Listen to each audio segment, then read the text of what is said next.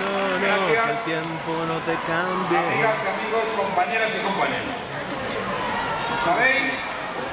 ¿Sabéis que mañana se reúne el Consejo de Ministros y convocamos las elecciones generales para el próximo 9 de marzo?